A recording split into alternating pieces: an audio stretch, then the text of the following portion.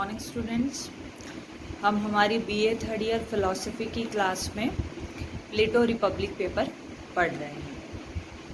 हमने पिछली क्लास में ये देखा था कि जो न्याय का सिद्धांत है उसके बारे में प्लेटो के विचार क्या है, या फिर ज़्यादा बेहतर मैं ये कह सकती हूँ कि न्याय की प्रकृति के बारे में, या न्याय शब्द जब प्लेटो काम में लेता है अपने ग्रंथ रिपब्लिक में तो उसका मतलब क्या होता है। हमने ये देखा था कि प्लेटो न्याय का मतलब नैतिकता से लेता है, सदाचरण से लेता है। उसका मतलब जो आज न्याय का प्रचलित अर्थ है उससे उसका तात्पर्य नहीं है। आज हम ये देखेंगे कि प्लेटो ने रिपब्लिक में कौन कौन से न्याय के सिद्धांत बताए। पहले उस समय यूनान में जो न्याय के सिद्धांत प्रचलित थे प्लेटो उनसे असंतुष्ट था, इसीलिए जो भी न्याय के सिद्धांत प्रचलित थे प्लेटो ने उन सब को अपनी रिपब्लिक में लिखा है, या मैं ज़्यादा बेहतर कहूँ बुलवाया है। किसके माध्यम से बुलवाया है? जब मैं आपको रिपब्लिक का परिचय दे रही थी कि रिपब्लिक ग्रंथ कैसा है, तो मैंने आपको बताया था कि रिपब्लिक ग्रंथ जो है वो संवादों के माध्यम से लिखा गया है। उसमें बहुत सारे पात्र हैं जो आपस में किसी एक विषय को लेकर क्या करते हैं, बातचीत करते हैं, संवाद करते हैं। अब उसमें एक पात्र है सुकरात। जो सुकरात पात्र है ये प्लेटो है, मतलब प्लेटो अपनी बात सुकरात के माध्यम से कहलवाता है, और सुकरात अपने मित्रों के साथ बैठता है और किसी भी विषय पर बातचीत करता है। जैसे मान लीजिए वो अपने मित्रों से यही पूछता है कि न्याय क्या है, तो उसके मित्र अपनी अपनी समझ के हिसाब से न्याय की परिभाषा देते हैं। उसके बाद सुकरात उन न्याय की परिभाषाओं की आलोचना करता है और वो ये बताता है कि उसके हिसाब से न्याय क्या हो, या फिर अगर वो ये नहीं बताता उसके हिसाब से न्याय क्या है तो वो उनमें कमियां ज़रूर निकालता है। इसे द्वंदात्मक पद्धति कहते हैं, जिसमें आपके सामने जो बात रखी जाती है आप उसकी कमी की तरफ संकेत करते हैं। इससे होता क्या है, ज़्यादा बेहतर चीज़ निकल के हमारे सामने आती है। तो अब यही प्लेटो सुकरात और बाकी जो लोग हैं उनके माध्यम से करेगा। देखिए सामान्यतः ये बता सकते हैं कि एथेंस में उस समय 3 तरीके के न्याय के सिद्धांत प्रचलित थे। एक परंपरावादी न्याय का सिद्धांत था, एक उग्रवादी न्याय का सिद्धांत था, और एक यथार्थवादी न्याय का सिद्धांत था। इन 3 न्याय के सिद्धांतों का प्रतिनिधित्व करने वाले या इनकी समझ रखने वाले भी 3 तरीके के लोग थे। सुकरात हर एक इनसे न्याय की परिभाषा पूछता है और उनका खंडन करता है। तो जैसे अगर हम सबसे पहले ये कहें कि न्याय का जो पहला सिद्धांत है, न्याय का जो परंपरावादी सिद्धांत है, उसके बारे में उस समय यूनान में क्या प्रचलित था। तो सुकरात जब पूछता है सबसे पहले कि न्याय क्या है, तो न्याय की जो परंपरागत थ्योरी है उसको सपोर्ट करने वाले वहाँ पर 2 पात्र हैं, एक है सेफालस और एक है पॉलीमार्कस। वो न्याय के परंपरावादी सिद्धांत को स्वीकार करते हैं।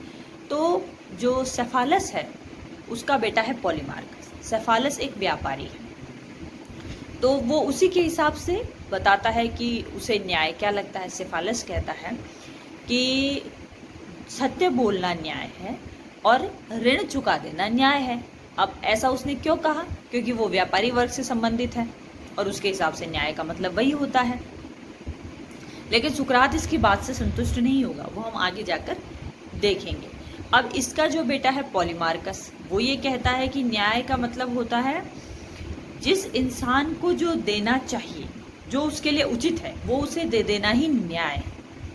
तो ये भी उसी तरीके की बात का सपोर्ट कर रहा है। इसके अलावा पॉलीमार्कस एक बात और कहता है। पॉलीमार्कस कहता है कि मित्रों की भलाई करना और शत्रुओं की बुराई करना ये भी न्याय है। तो ये 3 परिभाषाएं ये लोग न्याय के रूप में देते हैं।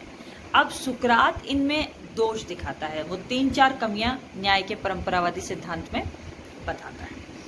सबसे पहली कमी तो ये बताता है कि जब ये कहा जाता है न्याय के बारे में कि प्रत्येक व्यक्ति को जो देना उचित है वो उसे दे देना न्याय, जब ये ऐसी बात कहते हैं तो ऐसा लगता है कि परंपरावादी विचारक न्याय को एक कला मानते हैं। और अगर हम न्याय को एक कला माने तो उसमें ये निहित है कि कला के माध्यम से हम अच्छाई भी कर सकते हैं, कला के माध्यम से हम बुराई भी कर सकते हैं। ठीक है, जैसे मान लीजिए कोई डॉक्टर है और उसे चिकित्सा आती है, ये उसके पास एक कला है, उसने सीखा है बाहर से। अब इससे वो किसी को स्वस्थ भी कर सकता है और उससे वो किसी का वध भी कर सकता है, किसी को मार भी सकता है। लेकिन न्याय के मामले में ये बात नहीं कही जा सकती। न्याय का मतलब हमेशा सबकी भलाई करना ही होता है, समाज में व्यवस्था बनाए रखना ही होता है। तो न्याय को एक कला सुकरात के हिसाब से नहीं माना जा सकता। सुकरात मतलब वो पात्र जो प्लेटो की बात कहता है। तो प्लेटो अपने रिपब्लिक ग्रंथ में न्याय को एक कला नहीं मानता, पहली बात। दूसरी बात ये कहना कि हम मित्रों की भलाई करना और शत्रुओं की बुराई करना अगर न्याय है, तो इसमें एक और प्रश्न खड़ा हो जाता है कि किसे हम अपना शत्रु कहें और किसे हम अपना मित्र कहें। हो सकता है जो किसी समय मित्र हो वो आगे चल के शत्रु भी हो सकते हैं, या जो आज शत्रु लग रहे हैं वो आपके शुभचिंतक भी निकल सकते हैं। तो इस आधार पर भी न्याय की बात कहना सुकरात के हिसाब से गलत है। एक और बात कि अगर आप ये कहें कि मित्रों की भलाई करना न्याय है, तो ये बात तो फिर भी समझ में आती है। लेकिन शत्रुओं की बुराई करना या किसी को नुकसान पहुंचाना न्याय, ये कभी न्याय नहीं होता। अगर आप किसी बुरे व्यक्ति को पीड़ा देंगे या किसी बुरे व्यक्ति का बुरा करेंगे तो वो और बुरा बन जाएगा। जबकि न्याय का उद्देश्य क्या होता है? न्याय का उद्देश्य प्लेटो के हिसाब से ये है कि कल्याण हो समाज का।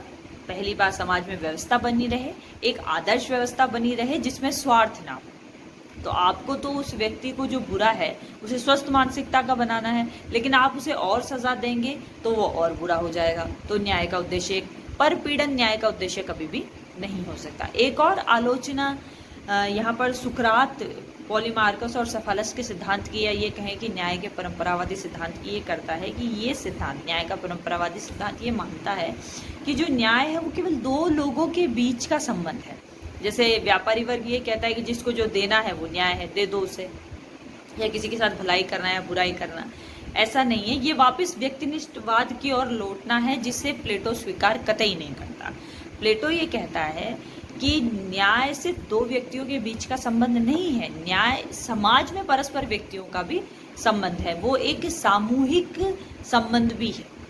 तो ये जो दो व्यक्तियों के बीच के संबंध के तौर पे परंपरावादी न्याय को मानते हैं, इसे भी वो स्वीकार नहीं करता। अब अगली क्लास में हम न्याय के उग्रवादी सिद्धांत की पढ़ेंगे, जिसका प्रतिनिधित्व करने वाला थ्रेसीमेकस है। फिर आगे हम ये भी देखेंगे कि कैसे प्लेटो सुकरात के माध्यम से उस थ्रेसीमेकस के उग्रवादी न्याय के सिद्धांत की भी आलोचना करता है। थैंक्स।